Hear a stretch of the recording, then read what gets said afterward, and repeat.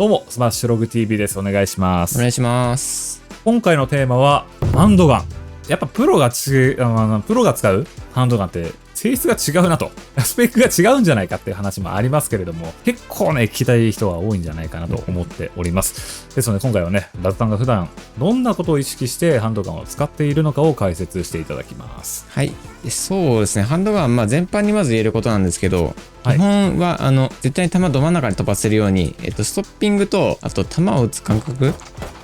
はい。これをマスターしておくといいかなっていうのがあります。なるほど。クロスヘアで移動エラーとか射撃エラー使うとすごい分かりやすいんですけど、移動すると広がって止まると強まる。連射するときも、クロスヘア完全に閉じてから、完全に閉じるタイミングで2発上を撃つ。となると一番まとまるんで、ハンドガンは連射が効かない分、一発一発の価値が高くなるので、その分なおさら重要になってくるかなっていう。焦らないで撃つ。あとはまとまった状態でどれだけ綺麗に早く撃てるか。でもね、僕はハンドガンに基礎が詰まってるなと思ってて、やっぱこのバロラントって焦って撃ったら当たらないっていうのと、感覚をある程度こう開けて撃たないと。特にこのね、ブリーズのマップだと遠距離での撃ち合いもあるから、バンダルでもね、やっぱり連射しちゃうと跳ねちゃうし、指を切ってこうしっかりね、当てていくっていうのが大事かもしれないですね。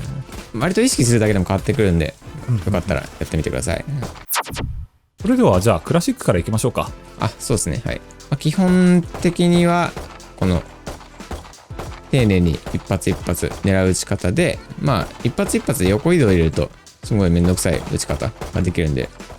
これ嫌っすよね。ハンドガンで結構対面しますけど、切り返しの時にこう打ったりね。そうですね。切り返しの時とかで、その横移動ちょいちょい入れながら止まったタイミングで打てるとめちゃくちゃ当てづらいんで、補足で言うと、切り返しの時にはこうストッピングの効果が少し発動してて、加速度が落ちてるって言った方がいいんですかね。だからその切り返しのタイミングで打ってあげると、基本的にはまっすぐ飛びます。で、この右クリックが強くて、3発同時打ちのこれですね。これがなんかジャンプとかしてても全然まとまるので、左クリで連射で当たる距離を狙うぐらいだったら、右クリ使っちゃった方が強いですね。なんで左クリ使うときは基本もう落ち着いてゆっくり一発一発丁寧に、近距離はもう全部右クリで戦うと強いので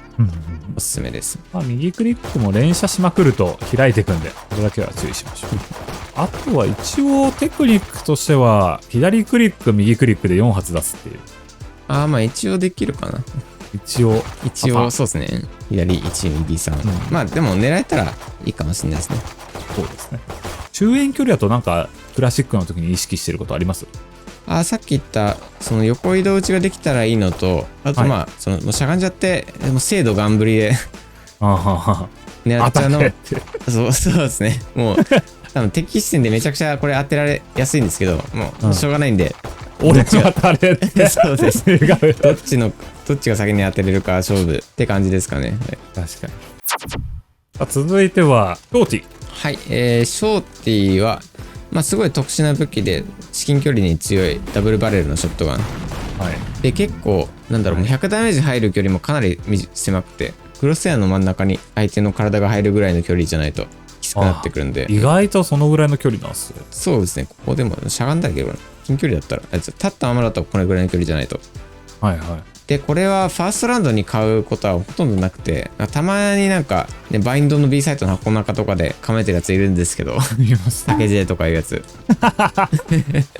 エコラウンドとかでワンチャン倒すよ、とあとオペレーターのお供に持つことが多いかなと。で打ち方的にこれもしゃがみ以外は全部手段同じなんで、しゃがんで打つかもう至近距離で無理やり打ち当てに行くかのどっちかですね。続いてはゴースト。もうこのゲームのゴーストはもう全てが詰まってる大事。そんな感じですごい基本的な武器というか、一発一発が必ずまっすぐ飛ばせるようにストッピング、あと弾を打つ感覚をしっかりしておくことがすごい大事ですね。これも移動射撃エラーつけるとすぐ分かるんで、割と弾は数も多くてダメージもちゃんと出るんで、エコランドとかでも全然使える武器なんで、シェリフ苦手、ショーティー使わないとかの人はもうこれだけ使っとけばいいかな説はあります。ハンドガンはで、打ち方もさっき言ったみたいに一発一発横移動を入れて丁寧に当てていく感じの狙い方がバランスが良くてすごい強いですね。やっぱり横移動をお互いでするシーンってあるじゃないですか。はい。結構やっぱり僕もタクティカルシューター始めた時ってこの横移動に対して自分も横移動して当てるのが難しかったんですよ。なんか基本自分の横移動はなんかもう適当にしちゃって、はい、相手の横移動をしっかり見ながら切り返しのタイミングで狙って打ったり、切り返した直後はちょっと走るんで、その間一定の動きするんでそこを狙うとか、あと横移動してる相手頭当てんの結構難しいのはあるんで同時しちゃってもいいかなとは思います。そうですね、同時でヒットストップかけて。そうですね、一発当たるとめっちゃ足遅くなるんで、本当にね、グッてこれですね、これグッて遅くなるんで、これで狙っちゃうのも全然ありですね。続いてはフレンジ。はい、フレンジもだいぶ特徴のあるというかだいぶ面白い武器で、これ走ってても精度ほとんど変わらなくてめちゃくちゃまっすぐ飛ぶんですよね。サブマシンガンみたいな感じですかね。そうね、ちょっと弱いスペクター。そんな感じです。はい。ちょっと尖らせたスペクターで。ファーストラウンドとかで、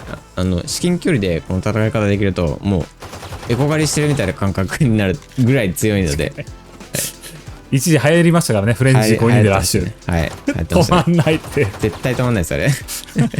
だから、守り側とか、攻めでも勢いある攻めしたい人、守り側で近距離で戦いたい人。